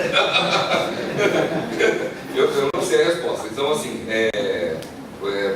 até que ponto, qual é a legitimidade? Eu acho que a questão é a seguinte, né, qual é a legitimidade, certo, que um país, que um Estado, que um grupo, né, tem para se intrometer nos assuntos internos, né, de outro grupo e dizer: vocês estão errados, né, vocês não podem fazer isso. Aí entra na questão do direito internacional, né, entra na questão do direito internacional público, né, a intervenção humanitária, né, o que é intervenção humanitária, quais são os critérios de intervenção. Porque assim, olha como que é engraçado isso. Israel nunca aceitou a presença de casco azul lá nos territórios, na faixa de Gaza e na Cisjordânia. Casco azul é o capacete azul, né? Exato, as missões de paz da ONU. Israel nunca aceitou isso. Nunca se ouviu falar de soldado da ONU fazendo, né, patrulhamento na faixa de Gaza. Só do lado de cá, né? Fora da fronteira deles. Exato, fora das fronteiras de Israel. No Líbano, por exemplo. Isso, no sul do Líbano, exatamente. No sul do Líbano, sim. E o Hezbollah tocou isso para fora. O Hezbollah tocou para fora. Bom, então é engraçado, né? Lá você não vê a ação humanitária. Na época que a Sérvia, né, que era o epicentro, a Sérvia era a principal região que tinha o poder na Iugoslávia, né, estava fazendo a limpeza étnica, né, na Croácia, na Bósnia, na Eslovênia, né, para impedir a pulverização da Iugoslávia, né, todo mundo lembra disso, né, que os sérvios faziam uma limpeza étnica, né, estuprando as mulheres muçulmanas, né, certo? Para que, né, elas ficassem completamente desmoralizadas em frente à família delas e que ficassem sabendo que os filhos que elas estavam esperando, na realidade, eram os filhos dos inimigos cristãos, né, que estupraram. Imagina a situação dessa, né? Naquele momento não houve intervenção da ONU, o pessoal fala assim: porque se a CNN existisse na época do gueto de Varsóvia, né, existisse na época de Treblinka ou de Auschwitz, né, com certeza os Estados Unidos teriam atacado, né, as posições alemãs, né, no gueto de Varsóvia, lá nos campos de concentração, né, onde havia o extermínio dos judeus, né. A CNN todo dia informava o que estava acontecendo lá no massacre do Tuiututs. Todo mundo sabia o que estava acontecendo lá na Iugoslávia em relação a essa limpeza étnica, e ninguém fazia absolutamente nada. Não havia nada, nenhuma moção, né, da ONU sobre isso. Não vamos longe não. A missão de paz, havia uma missão de paz da ONU em Ruanda que era impedida de disparar um tiro sequer. Ou seja, inclusive quando eles deixaram Ruanda, haviam soldados canadenses, o general canadense, quando voltou, que comandava a missão, voltou dizendo: olha, o nosso problema é que estávamos lá e não podíamos fazer nada. Nós éramos alvejados todos os dias e não recebíamos autorização sequer para devolver um tiro para nos defender, quanto mais para defender alguém. Ou seja, eles sequer sabiam o que é que eles estavam fazendo lá, a não ser proteger os pouquíssimos estrangeiros que estavam. Inclusive isso foi retratado muito bem no filme Hotel Ruanda, fantástico, que mostrava exatamente essa situação. Então, quer dizer, isso é um discurso muito hipócrita, dizer que não houve a defesa dos direitos em virtude da não divulgação. Muito pelo contrário. A própria Segunda Guerra Mundial, os campos de concentração, se fazia vista grossa, porque a própria Igreja Católica foi avisada inúmeras vezes do que acontecia nos campos de concentração. E aí, lembrando, gente, quando a gente fala dos absurdos, o campo de concentração por si só não é o absurdo é o que se fazia no campo de concentração. Então, isso era de conhecimento. No Tribunal de Nuremberg se criou toda uma comoção, mas muito mais para justificar aquela condenação, porque os réus chegaram em determinado ponto que eles estavam conseguindo reverter a condenação. Então, a gente precisou criar essa comoção. Uma teoria que foi utilizada lá no Supremo, do domínio do fato. Exatamente, a teoria do domínio do fato. Exatamente. Teoria alemã, inclusive. Teoria alemã, inclusive. Ou seja, eu fiz porque na realidade eu obedeci ordens, né? Exato. É o que ele Exato. fala. Agora, o que é interessante é o seguinte, já que você falou do Tribunal de Nuremberg, né? Eu acho que ninguém em sã consciência poderia dizer que os carrascos nazistas não deveriam ter sido julgados, como foram julgados. Teriam que ter sido julgados? Foram julgados? Ótimo. Foram levados ao banco dos réus, sofreram todas as acusações e as punições? Muito bem. Tá? Por quê? Qual foi a acusação? Genocídio. Genocídio. Muito bem. E Hiroshima? E Nagasaki? Quando os americanos despejaram a bomba de Hiroshima sobre uma cidade completamente indefesa, completamente indefesa, não tinha sido avisado previamente nada, não foi um ataque a instalações militares japonesas, foi um ataque a uma população completamente desarmada, civil e indefesa, que não podia fazer nada para impedir a explosão daquele artefato nuclear. E os americanos foram levados ao banco dos réus, eles foram também acusados de genocídio no Tribunal de Nuremberg. No caso do Japão, entra aí como crime contra a humanidade nas cartas de Genebra, Logo depois veio Nagasaki, da mesma forma. Por que não houve uma acusação formal nos tribunais internacionais contra... Era Eisenhower, que era o presidente? Era Eisenhower, Por que não houve uma acusação direta contra ele, porque ele tomou essa decisão? Por que isso não foi feito? Professor, aquele evento foi para marcar a posição dos Estados Unidos, tipo assim, eu faço quando eu quiser. Bom, não sei a opinião do Frederico, mas a minha opinião é o seguinte, por tudo que eu li, por tudo que eu estudei, na realidade o problema ali é que a guerra ali não era mais contra o Japão simplesmente foi ele foi uma, digamos assim, um pretexto, porque a guerra contra a União Soviética já tinha começado. Porque quem entrou pela primeira vez em Berlim foram os soldados soviéticos. Os americanos sabiam que todas as regiões que foram libertadas do nazismo pelos soviéticos, com certeza iriam cair sob a órbita do Kremlin, de Moscou. E isso poderia acontecer também com o Japão, poderia acontecer isso com o Japão, se os soviéticos chegassem lá primeiro que os americanos, o que era uma possibilidade, o que era uma probabilidade, sim. Então, assim, eu acho que a Segunda Guerra, mesmo antes que a Segunda Guerra Mundial terminasse, já começou o problema entre os soviéticos e os americanos. Mas eu queria voltar numa questão do filme. Tá? Eu estava aqui pensando que ia voltar uma questão do filme. O filme, ele foi feito na França, Ele foi feito na França. Inclusive, pelo que eu fiquei sabendo, quem participou inclusive da dublagem foi Catherine Deneuve, a filha dela com Marcelo Mastroianni, Então é o seguinte, por que essa questão que você perguntou, por que no momento em que ela vai para a Europa as coisas ficam coloridas? Certo? Por quê? Por que colorido? Porque ficou mais vivo, porque ficou mais alegre, simplesmente pelo fato de ter saído daquele mundo obscuro, daquele mundo sombrio, dominado lá pelo islamismo. Então, quando ela saiu de lá e chegou na terra da liberdade, que a Europa, então tudo ficou mais colorido, ficou melhor, ficou mais alegre, finalmente ela se libertou.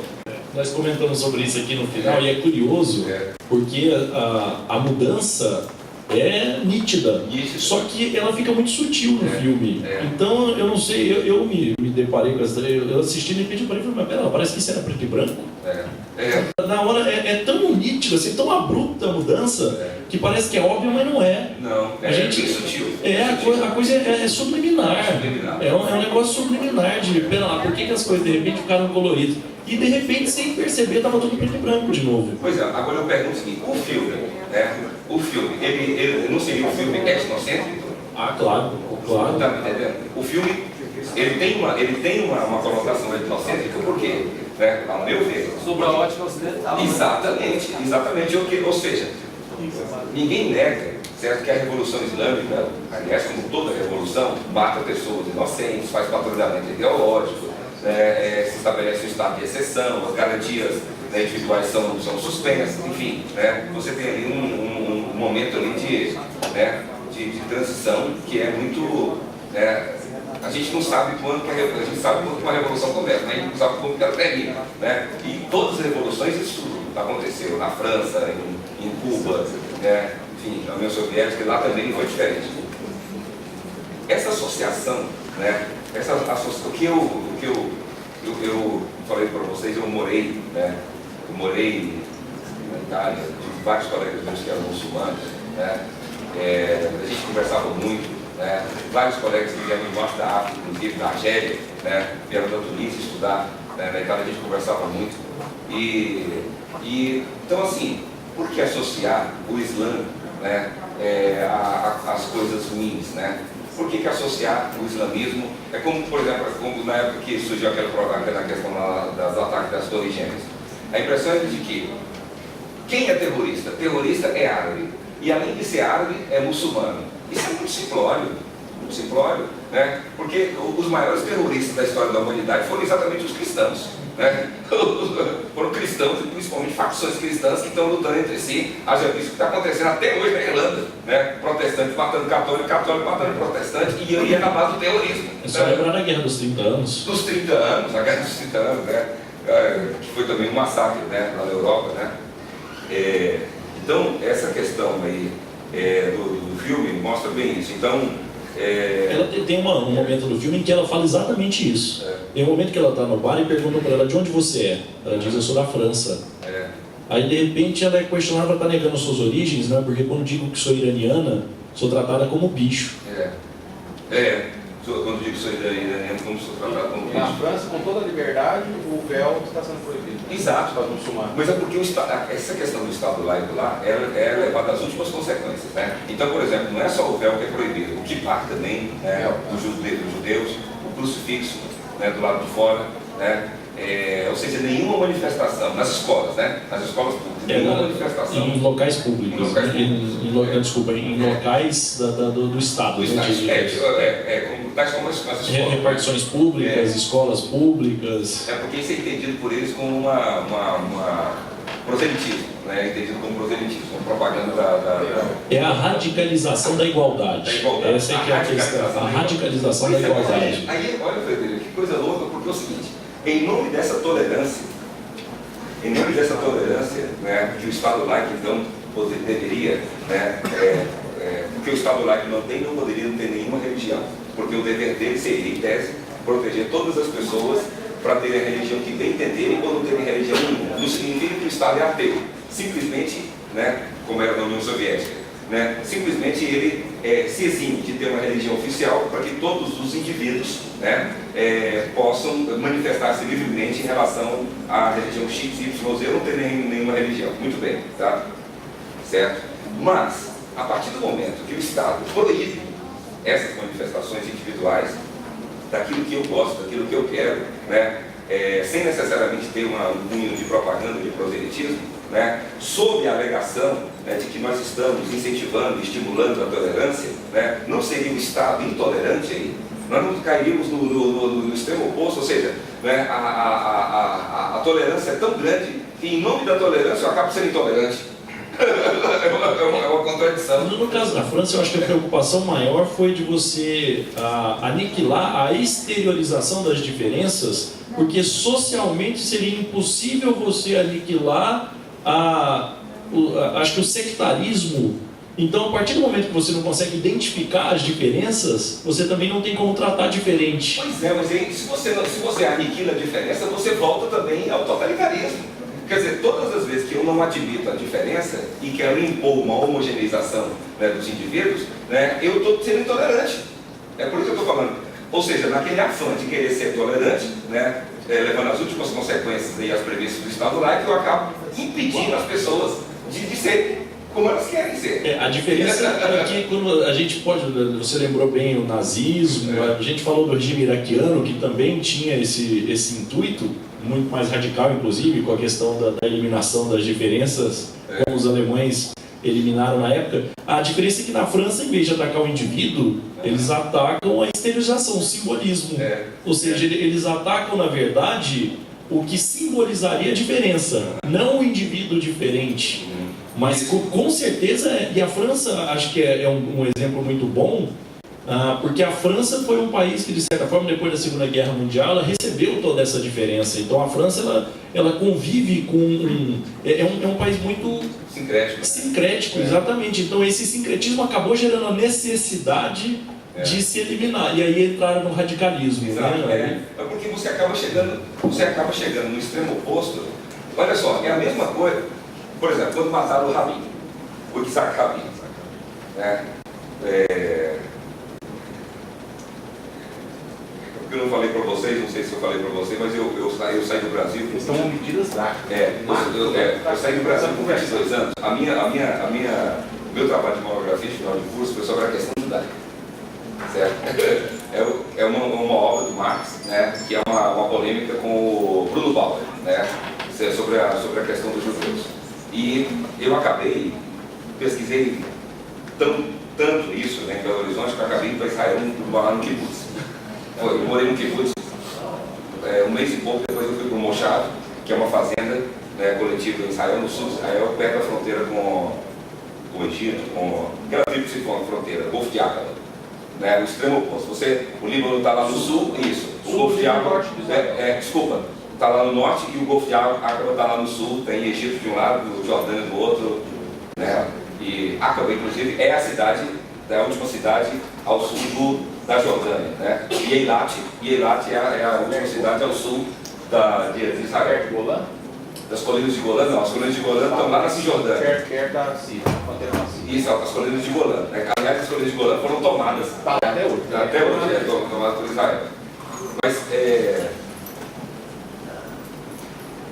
eu dizia, morou lá. Então, assim, quando eu estava lá, teve na época que eu estava lá, eu fui para lá em 89, dezembro de 89, né, eu estava lá durante a Guerra do Golfo também. Você estava em 90 lá. Você estava em 90, eu cheguei lá em agosto, eu saí de Israel, fui para a Espanha, depois voltei novamente, e aí eu estava em agosto lá. Eu estava lá em agosto. Em agosto, quando estourou, eu usei máscara de gás, foi uma confusão, né? Não, lá a gente achava que ia acabar o mundo lá. Acabou o mundo. Pronto. Eu não precisei ir para Israel para isso, eu passei por essa situação na 25 de março em São Paulo. Ah, foi? Com gás. Com spray de pimenta, com gás, etc. Bom, mas aí é o seguinte, olha só que loucura. Eu estava, na época que eu estava lá, a Intifada estava calma, estava tranquila, né? Razoavelmente tranquila. Aí eu assistia a televisão sempre, né? Porque eu não falava hebraico nem árabe, era só no inglês, né? E todo mundo lá fala inglês. As crianças falam muito bem inglês, é o país todo. Mas o inglês é fluente, todo mundo fala inglês. E aí, eu estava assistindo a televisão, quando eu vi a notícia, arqueólogos encontraram uma sinagoga, né? Eu não sei se do primeiro século antes de Cristo, do segundo século antes de Cristo, né? Encontraram uma sinagoga. Tá? Bem. Ato contínuo. O ministro da Cultura resolve abrir, né, a sinagoga para as investigações, né, arqueológicas. Os grupos de extrema-direita, né, os grupos ortodoxos, né, de extrema-direita de Israel, ameaçaram o ministro, né, dizer o seguinte: não abra, porque é um local santo, é um local sagrado, né, e você não pode abrir para os impuros, abrir seria uma profanação de um local santo, né, um local santo. E ele falou, não, né, de forma nenhuma, nós vamos investigar, os arqueólogos vão entrar lá, vão investigar, etc. Sabe o que os ortodoxos fizeram? colocaram uma bomba na porta da casa dele, a bomba explodiu, quase matou ele e a família inteira dele. Quem colocou? Judeus. Judeus colocaram a bomba na casa do outro judeu que abriu a sinagoga, tá? para a investigação. Isso me fez aprender uma coisa muito importante, né, na época lá. Né? O que era importante? O seguinte, o que eu entendi? Enquanto Israel tiver inimigos, né, que querem destruir o próprio Estado e empurrar eles para o mar, que é essa a ideia, empurrar eles para o mar, né, os judeus vão esquecer as suas diferenças, vão se unir todos, né, em função de combater a ameaça externa, como fizeram em 48, em 56, em 67, em 73, na Guerra do Yom Kippur, enfim. No dia em que essa ameaça externa acabar, eles vão se matar mutuamente. Quando mataram o Rabin, né, quando mataram o Rabin,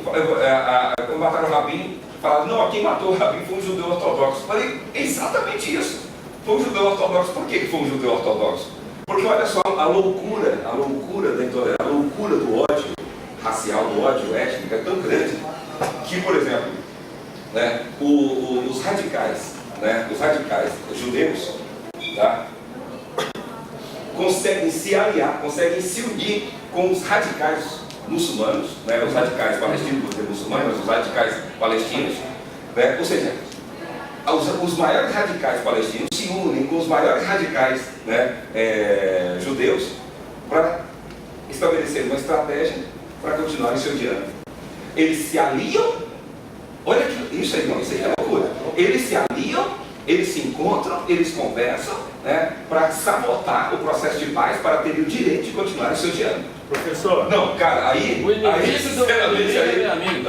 O inimigo do meu inimigo é meu amigo. Exatamente, mas aí como que você fala assim, como que um que quer ver o outro morto se encontram, conversam, são simpáticos para sabotar, né, o processo de paz, para continuarem ter o direito de jogar um bombo em cima do outro. É exatamente o que está acontecendo com o Irã agora. O acordo pelo desarmamento, para não possibilidade da questão do armamento nuclear no Irã, Israel foi radicalmente contra. Não, isso é um absurdo, isso não pode fazer. A gente quer ter o direito de que eles façam a bomba para que a gente possa lançar a bomba ali.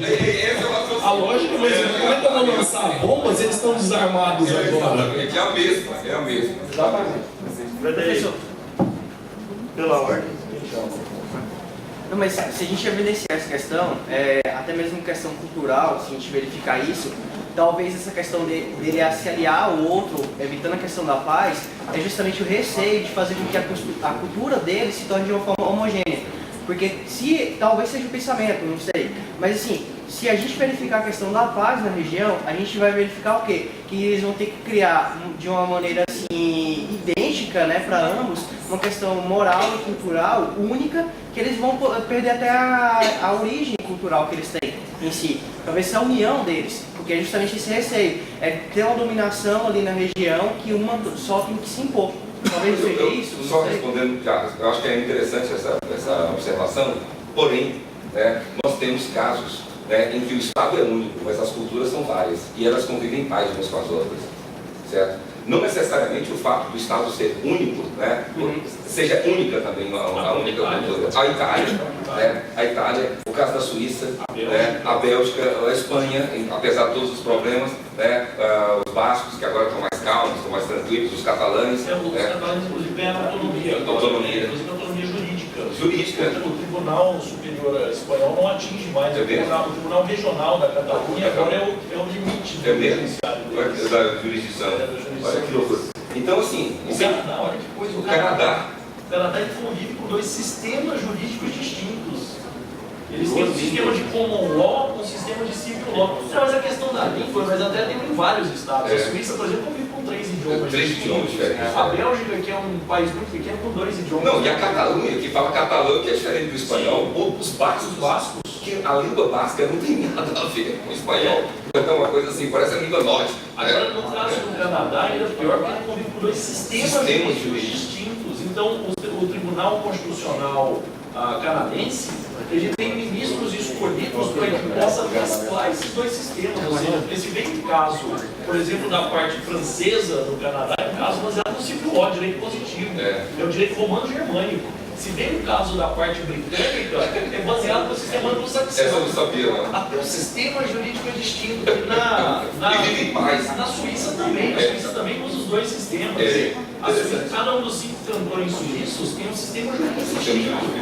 Eu não sabia dessa. Eu acho que esse argumento, por ambos os lados, eu acho que não seria muito... E no Irã, né? Todo mundo pensa que o Irã é árabe, né? O Irã é persa. É persa. É persa. Que a escrita é em árabe, se lê o Alcorão em árabe, mas não se fala árabe. Nós comentamos isso no começo. Você lembra? Não lê. Eu comentei com eles. Você lê? Eu perguntei, alguém sabe por que Persépolis? Persépolis. Porque o filme não fala Persépolis. Persépolis é a capital persa. Na verdade, o centro do Império Persa, né? Não, você vê que o cara ele lê, eu tive a experiência, eu fui num hotel uma vez, estava no hotel, o cara é iraniano. Só que a cara dele parece árabe, mas você nota pelo vestimento que ele é iraniano, que usa aquele colar mais fechado. Aí, eu sou católico, mas não tem nada a ver, nem leio em árabe. Eu falo árabe, mas não leio árabe. Aí eu perguntei para ele, você lê? Eu perguntei para ele assim, você lê em árabe? Ele leu para mim em árabe, eu entendi o que ele estava falando, porque ele estava falando árabe. A hora que ele parou de ler, eu não entendi mais nenhuma palavra. Só lendo você consegue compreender. Você quer ler em árabe, você entende. Essa questão da cultura é interessante, que nós falamos de estados com várias identidades nacionais, mas tem o contrário também, né? Os judeus até muito pouco tempo eram uma identidade nacional com vários estados. Exatamente, né? E essa é uma grande... É aí que está a grande crítica, certo? Em relação à criação do Estado de Israel, do ponto de vista da legitimidade, da legalidade do próprio Estado. Sim. Certo? Porque na realidade a pergunta é a seguinte: por que seriamente os judeus, durante a chamada diáspora, antes de 1948, não pensaram seriamente, não colocaram seriamente a ideia em prática da construção do Estado? Por quê? Porque estavam muito bem onde estavam. Essa lógica do nacionalismo, da identidade nacional, é muito interessante, porque o mesmo conceito que originou o príncipe, o Hobsbawm escreveu sobre isso, escreveu uma obra bem simples, até uma obra que ela não tem a luz que as outras obras recebem, mas tão fantástica quanto, chamada Nações e Nacionalismo, salvo engano, Nações e Nacionalidade, alguma coisa assim. E ele, na orelha do livro, o comentário é o seguinte: olha, depois de tantos anos de Estado moderno, pegando o século XVII até hoje, vamos supor que um extraterrestre desça na Terra, olhe para mim e diga assim: tudo bem, a única coisa que eu não entendi até hoje foi o conceito da palavra nação, me explique.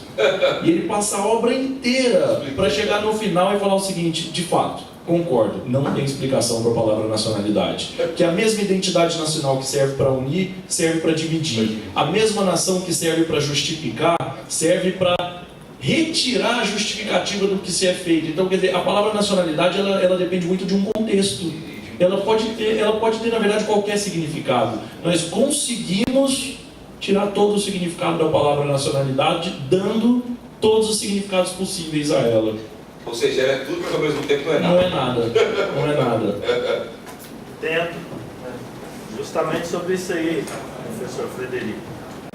Não quero nem polemizar mais a situação, né, que já é polêmica, mas entendo o seguinte, que a questão religiosa e até cultural e de nacionalidade, ela não divide tanto. O que divide realmente é a espécie. Fiquei intrigado com a fala inicial do professor sobre que somos todos da mesma espécie. Mas tirando todo esse contexto globalizado e trazendo aqui para Goiás, para Goiânia, né? Temos 2 times de futebol aqui que por 2 vezes marcou aqui um encontro nesse shopping aqui, ó. Para se matarem. Inclusive teve uma grávida que deu à luz lá de 7 meses e uma situação complicada, tiro dentro do shopping. 2 times de futebol. Então a questão religiosa e a questão étnica e fronteira, ela é muito grande, né? Se resumindo, está mais enraizado no indivíduo, né? Como indivíduo, como ser humano, existe essa divisão e ela é muito forte quando não se aceita o próximo, né? O bom selvagem? Eu não pensei no bom selvagem. Eu estava pensando eu pensei em Hobbes, eu falei, será que nós somos maus por natureza? Pois não, mas eu comecei a pensar nisso, mano, é interessante, isso eu quero escutar você. Porque, na verdade, o Hobbes diz que, nós acabamos de falar, o problema não é a religião, o problema é o agrupamento.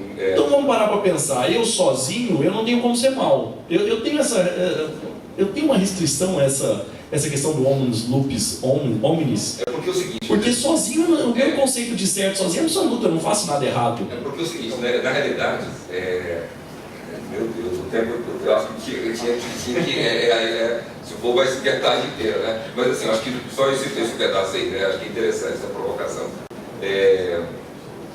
Thomas Hobbes, né, como todos sabem, é um filósofo do século XVII, né, e ele é um filósofo da chamada família dos contratualistas, né, certo? Hobbes, Rousseau, né, e Locke, né, são os três que fazem parte dessa contratualista. Por quê? Porque eles afirmam, né, que a criação do Estado, o surgimento do Estado se deu a partir de um contrato, de um pacto, né, entre os homens. Muito bem. Só que cada um explica isso de uma forma diferente, embora todos falem de contrato, ou falem de pacto. No caso de Hobbes, né, ele fala que que o homem é mau por natureza. Mas o que é mau? A gente tem que entender que mal pode cair no subjetivismo. Né? Mal significa o seguinte: Hobbes, ele critica Aristóteles. Ele se bate com Aristóteles. Ele não é pouca, não. Ele quer se bater logo com Aristóteles. Aristóteles, lá no quarto século a.C., escreveu uma obra magnífica chamada A Política. Nessa obra, que ele estudou quase 200 constituições do mundo antigo, né, para fazer, ele chega à conclusão seguinte: o homem é um animal social por natureza. Ou o homem, em outras traduções, o homem é um animal político por natureza. Tá? Exatamente, isso aí então isso aí é uma premissa básica de Aristóteles. Ou seja, o que Aristóteles está dizendo? Está dizendo o seguinte: que só existem dois seres, né, que podem viver sozinhos, sem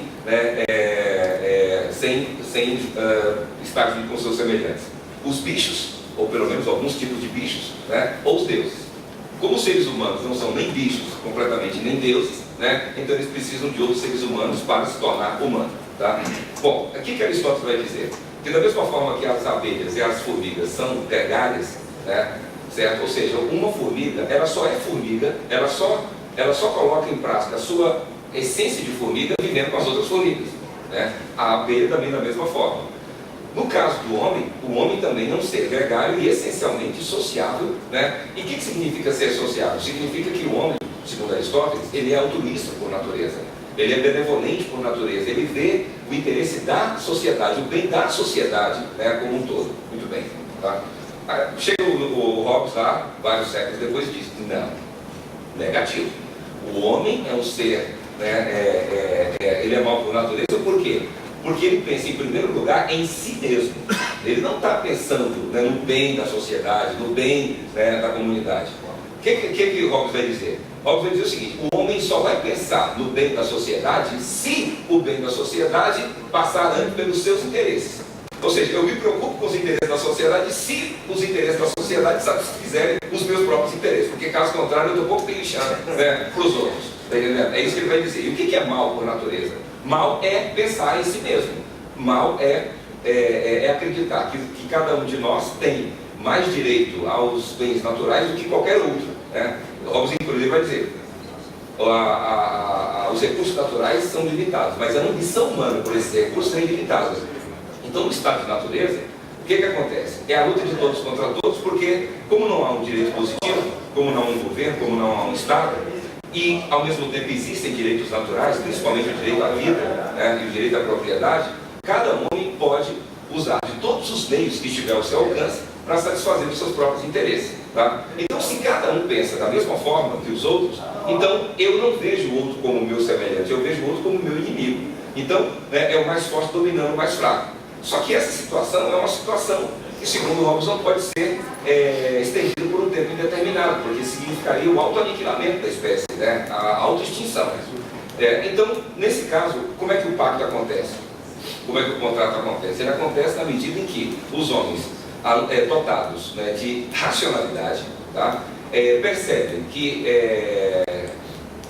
simples, falando nas palavras mesmo nossas, Das duas uma, ou nós entramos num acordo para estabelecer regras comuns para que todos obedeçam, ou todos morreremos abraçados, né? Então, agora, o fato do homem ter feito o pacto, segundo Robson, o fato do homem ter feito o pacto, né, para a Constituição do Estado, não significa que o homem tenha se tornado bom. Não é que o homem tenha se tornado bom, né? O homem, ele continua mal. Por isso que o Estado é o Leviatã, é um monstro, é um bicho. O Estado é um Leviatã e tem que ter um poder de Deus. Ele tem que ser onipotente, onisciente, onipresente. Para isso, exatamente, o Estado, ele tem que ser igual o bicho lá do livro de Jó, né, do Antigo Testamento, que defendia os peixes pequenos dos peixes maiores. O Estado é o seguinte: ele é o Leviatã, ele é o bicho, porque na realidade a violência ela não acabou. A violência do estado de natureza, ela apenas tomou uma forma diferente. O que é a violência no Estado? Né? No Estado, na sociedade civil. A violência agora ela é o quê? Ela foi domesticada, ela foi controlada, ela foi canalizada. E qual é o controle dessa violência? O direito. O direito é que estabelece contra quem a violência deve agir, contra onde a violência deve agir, como a violência deve agir. E quem é que estabelece isso? O Estado. Nós vamos ter que marcar uma volta sua aqui agora, eu tenho certeza disso, porque enquanto você falava aí agora, eu não sei porquê, me veio na cabeça Marx olhando para tudo isso e falando, mas pera lá, isso é justamente o que não devia ser, uma imposição de poder, manutenção do próprio poder, superestrutura de manutenção do poder. Um aparelho biológico. E aí a gente entra em todas essas não dá pano pra manga, nós vamos precisar de mais uns 2 sábados aqui para matar essa. É divertido, é legal, é interessante, é muito bom. A gente cresce. Mais alguém? Gente, Só se for vou marcar para depois do almoço. Tem que almoçar agora, né? Mas eu vou até explicar para você, no começo eu não fiz a abertura hoje, esse evento nosso aqui é mensal. Tá. Então nós estamos aqui na nossa 7ª edição dessa vez, com muita luta. Na verdade. Esse pessoal que está aqui, grande parte desse pessoal que está aqui são guerreiros. Hoje nós temos uma situação sui generis, porque o normal, por exemplo, na edição passada nós utilizamos esse auditório cheio mais uma sala. Então a nossa média de frequentadores aqui é de 100 pessoas, média. Na passada nós tivemos 160. A menor edição que nós tivemos foi de 89 pessoas. Essa provavelmente vai ser a nossa menor edição, não pela edição, mas pela época. Nós fizemos a nossa última avaliação aqui na terça-feira passada, então em tese já tem muita gente de férias. E uma parte que precisa fazer a recuperação nessa semana, ou seja, nós estamos entre as férias e a recuperação. E aqui, na verdade, a maioria, quem vem por livre e espontânea vontade. Não tem obrigatoriedade, nada disso. Parabéns. O bônus aqui é um certificado válido de 4 horas extracurriculares. E graças a eles a gente consegue fazer, porque aqui tudo é muito... A questão estrutural, nós temos alguns apoios. Começamos sem nada. Hoje nós temos o apoio da editora Atlas, daqui a pouquinho nós vamos sortear 2 obras que a editora Atlas nos manda toda vez, é o apoio que eles nos dão. Nós temos o apoio de um sistema do pessoal da DUIT, que é um sistema lá do Rio Grande do Norte, que emitem os certificados para a gente, controle tudo de graça também, assim, para nos auxiliar. Óbvio que a instituição, a ESUP, nos dá todo o apoio com a estrutura, com o material, com tudo que a gente precisa. E aí depois o resto, o apoio já é o suor de cada um, né? Não, parabéns, porque está no dia 7 de dezembro, depois de meio-dia, escutando, né? Mas isso é que eu ia falar. Parabéns, né? Não, a gente costuma sair aqui às 2 da tarde, às 2, é o horário normal, normalmente 1h30 a gente está fazendo a última pergunta. 2 horas a gente está entrando no carro. Hoje eu estou acelerando um pouquinho, porque na verdade eu tenho que ir a Brasília agora. Então eu não posso... Minha mulher falou assim, mas você, nessa altura do campeonato, vai participar de debates depois que sair da aula no sábado, bora. Aí eu falei, não, eu vou, porque eu fui convidado, eu achei legal, eu quero participar. Eu tenho os vídeos depois, inclusive esse vídeo vai para o YouTube depois, aí a gente tem um DVD que fica na biblioteca da ESA e aqui na biblioteca da instituição, um DVD com os debates sempre, e é transmitido ao vivo, nós estamos ao vivo aqui na internet também. Então a grande dificuldade, se você acompanhar nos vídeos, é que normalmente vai dando assim 1h30, eu vou pedindo, pelo amor de Deus, vamos encerrar, e eu tenho que correr atrás do microfone, porque o pessoal não solta o microfone pra gente poder ir embora. Então eu queria assim agradecer a presença, eu sempre fico muito grato com as pessoas que eu convido, e normalmente eu convido pessoas que eu tenho liberdade para isso, porque não é fácil. Um sábado de manhã, você tem a pessoa assim, a única coisa que a gente pode de fato oferecer é um certificado de participação e um agradecimento, né? Esse é a nossa... Inclusive porque a questão institucional, ela oferece o apoio, mas isso não é um evento da instituição em si, né? É um evento nosso. O evento aqui literalmente é nosso. O site quem produz sou eu, o café da manhã quem compra sou eu, o vídeo eu passo no locador, eu loco assim, a escolha. Parabéns, então, mesmo. nós temos assim, é tudo muito amador ainda, mas nós estamos crescendo. Parabéns. Nós já tivemos apoio na vez passada, da edição passada da TV Anguera, da CBN, da Rádio Alternativa. Você já está intimado a voltar, porque eu vou considerar essa edição inacabada. Essa é a última edição 2013. O formato da edição 2014, no primeiro semestre, já vai ser diferente. Nós vamos fazer um formato diferente esse evento, mas na mesma lógica do evento. Mas eu quero trazer um formato mais moderno. E eu acho que a nossa primeira edição não vai ser a 8ª, vai ser a 7.1. Porque nós vamos ter que continuar essa edição aqui no começo. Então eu vou pedir, eu vou sortear, aqui nós temos um sorteio eletrônico, eu vou sortear as obras e aí você fica responsável por entregar as obras. Pode ser? Eu vou sortear aqui no telão agora, eu vou aproveitar que o telão está ligado, que vocês já veem o sorteio, para quem estiver presente, óbvio, a gente entregar. E de antemão, gente, antes de qualquer coisa, eu sei que já está todo mundo com fome, e vocês não esqueçam de registrar a saída lá, da hora que estiverem saindo. De antemão eu quero agradecer a presença de novo. Tem algumas pessoas, o Urubatão eu tenho que chegar cada vez mais cedo, porque o Urubatão anunciou hoje não veio.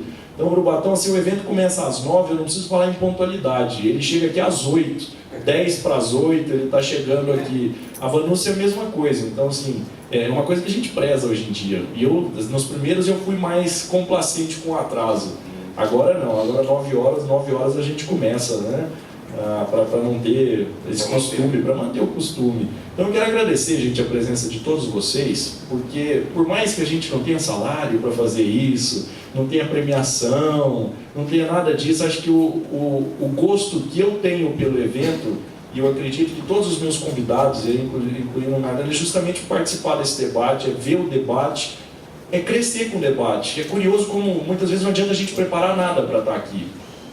Eu que estou aqui nas 7 edições, e oficialmente fui o debatedor só na primeira, né? Depois eu sou só o enxerido que participa do debate, mas parece que toda vez que eu preparo alguma coisa, eu chego aqui e não adianta nada do que eu preparei, não adianta, tudo que eu pensei em falar eu não falei, mas em compensação surge uma série de assuntos que eu não pensei em falar.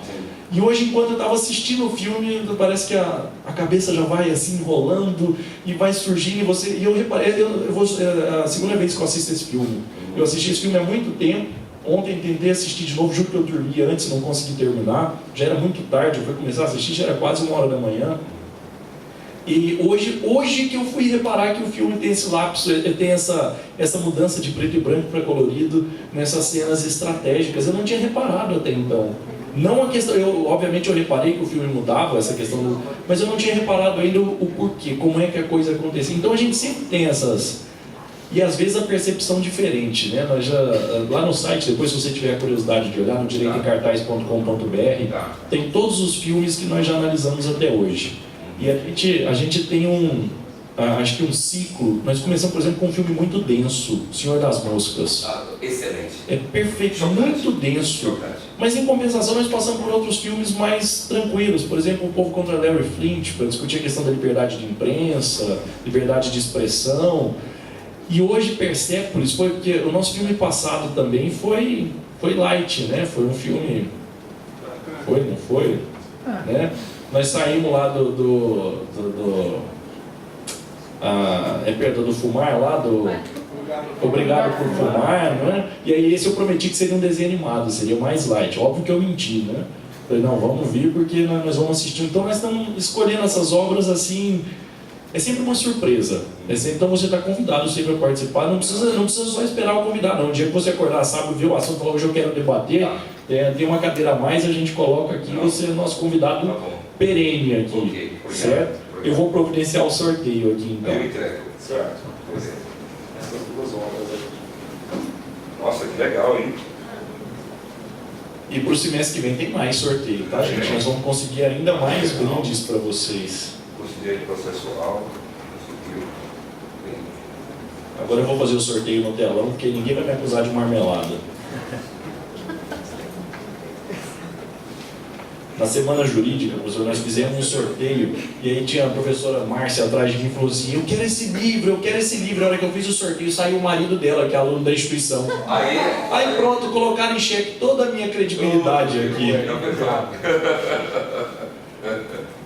Então agora o jeito é fazer o sorteio no telão.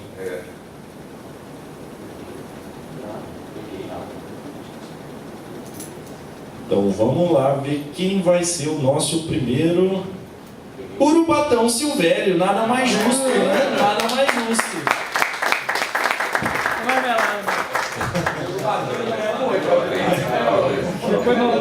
Tá vendo o que é ser cliente fiel? Parabéns. Segunda vez já que o Urubatão é sorteado nessas 7 edições. Então dá uma média boa, né? De 7 ser sorteado em 2, com a média de 100 participantes, tá com sorte. Ah, é verdade, o outro sorteio foi na semana jurídica, né? Então vamos lá, sortear novamente. Peter Lopes Severino, tá aí o Peter? Não, né? Já foi embora. Rafael Freire, também não. Davidson Borges. Davidson Borges também não está aí? Dante Fernandes. Pode levantar, Dante. Esse você pode levar, estudar no Pará, levar para Marabá. Só para sair na foto, a gente tem que fazer publicidade. O Dante, eu tenho que dizer, ele me contou uma coisa uma vez que eu não acreditei.